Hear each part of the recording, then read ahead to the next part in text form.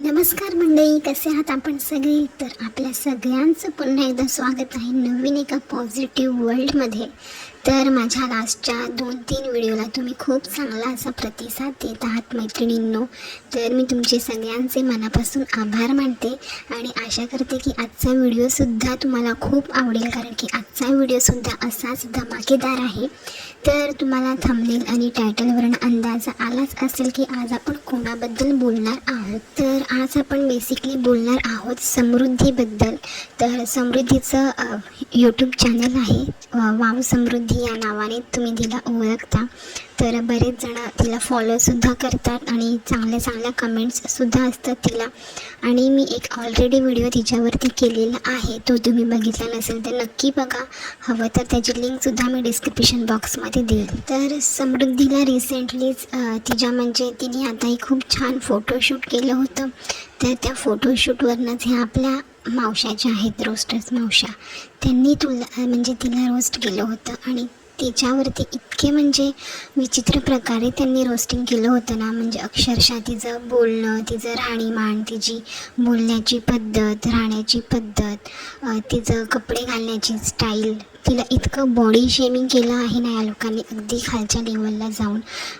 बोलतात ना, एका स्त्रीची शत्रू असते. तर ही म्हणे ना ह्या बायकांवरती अगदी पुरेपूर तंतोतंत लागू होते. तर या रोस्टर्स मावशांना एवढं दाखवायचं असतं की आम्ही किती ग्रेट आहोत, आम्ही किती महान आहोत, आम्ही खूप रिसर्च करून, अभ्यास करून व्हिडिओ बनवतो. अरे घंटा, तुम्ही फक्त एकमेकांवरती जळण्याचं काम करता. मी नेहमी म्हणत आलेली आहे, रोस्टिंगसुद्धा हा सोशल मीडियाचा पार्ट आहे, पण त्यालासुद्धा लिमिटेशन असतात, मर्यादा असते.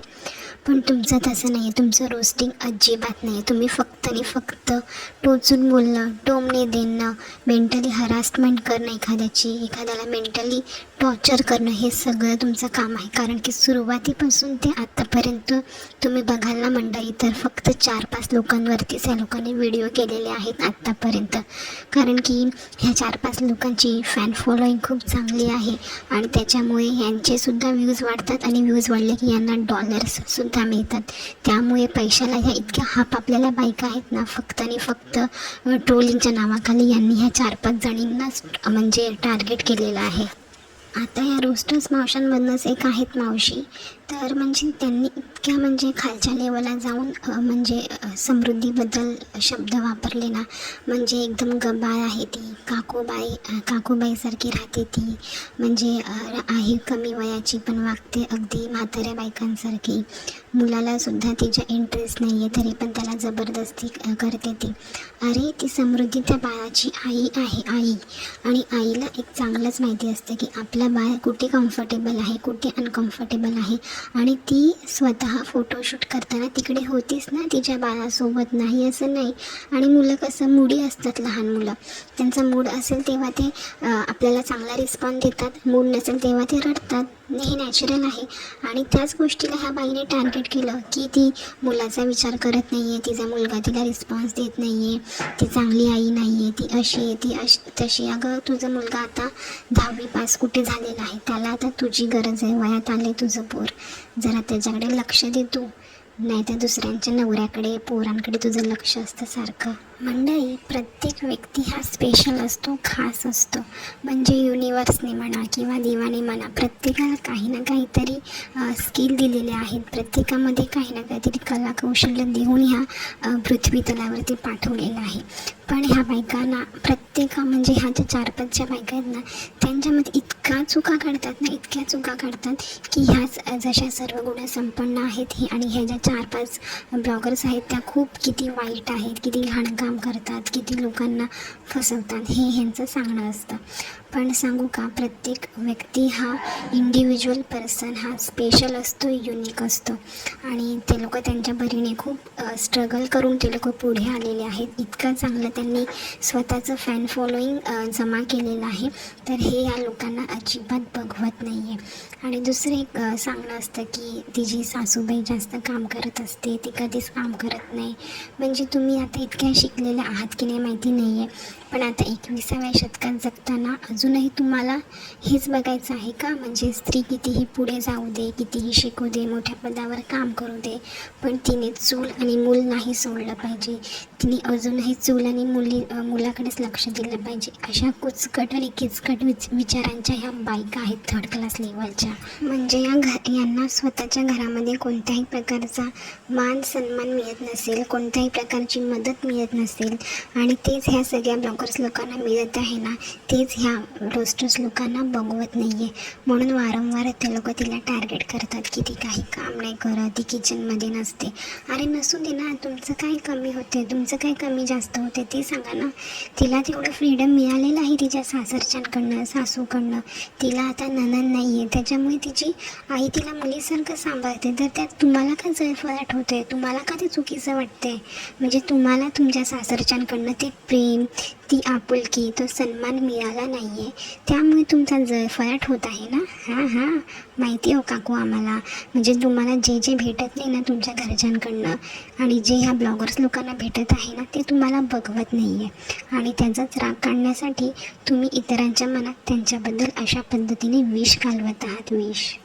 आणि आताच रिसेंटली समृद्धीने जो फोटोशूट केला होता ब्लॅक ड्रेसमध्ये, वन पीसमध्ये, त्याला तर बापरे इतकं डोक्यावर घेतलं ना या लोकांनी. अरे ब्लॅक इज ब्युटी, इतकी ती सुंदर दिसत होती, आणि सगळ्यात महत्त्वाचं म्हणजे ती कम्फर्टेबल होती त्या ड्रेसमध्ये. त्या चुकीचं काय आहे?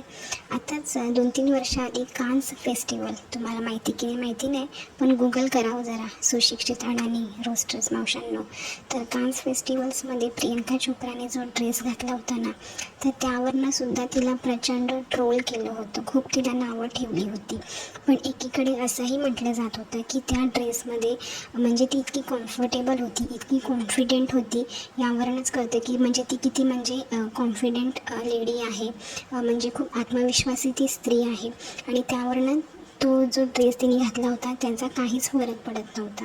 आता इथे मी काही कोणाची तुलना करत नाही आहे, पण प्रत्येकजण आपापल्या जागी बरोबर आहे. तिने जरी तो वन पीस घातला होता त्यात ती अगदी कम्फर्टेबल वाटत होती, कुठेच ती म्हणजे अनकम्फर्टेबल जाणवली नाही, आणि आत्मविश्वास तिच्या चेहऱ्यावरती दिसत होता. त्यामुळे तो लुक तिला अगदी परफेक्ट वाटत होता. आता तिला बघणारे लाखो लोक आहेत, त्यामुळे दोन्ही बाजूने तिला कमेंट ह्या आल्याच, पण जास्तीत जास्त कमेंट ह्या तिला पॉझिटिव्ह होत्या.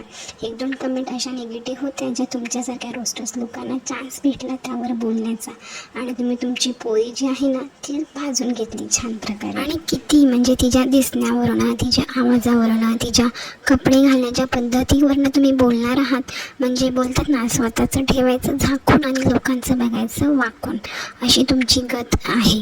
अरे म्हणजे तिला आवडतं, तिला जसं कम्फर्टेबल वाटतं तसे ती कपडे घालते, तिचं जसं राहणीमान आहे जसं ती राहते, तिच्या घरच्यांना, तिच्या नवऱ्याला काही प्रॉब्लेम नाही. तर तुमचं काय जळतं आहे त्याच्यामध्ये? तुम्ही का मध्ये पडत आहात तेच मला कळत नाही आहे. तर समृद्धी, तुला हेच सांगणं आहे की तू खूप चांगल्या प्रकारे तुझं काम करत आहे, आणि अशीच पुढे करत राहा. उगाचच यांचे व्हिडिओ बघून तू निगेटिव्ह होऊ नको आणि थांबू नको. आम्हाला तुला बघायला आणि ऐकायला प्रचंड आवडतं, आणि तुझी फॅन फॉलोइंगसुद्धा खूप जास्त आहे, त्यामुळे त्यांना निराश करू नको एवढंच सांगणं आहे. तर माझ्या मंडळींनो, आजचा व्हिडिओ मी इथेच संपवते. आय होप की तुम्हाला आजचा धमाकेदार व्हिडिओसुद्धा नक्कीच आवडला असेल तर एकतरी लाईक आणि कमेंट नक्की करा. भेटूया अशाच एका धमाकेदार व्हिडिओसोबत. तोपर्यंत सगळ्यांनी आपापली आणि आपल्या कुटुंबाची काळजी घ्या. बाय.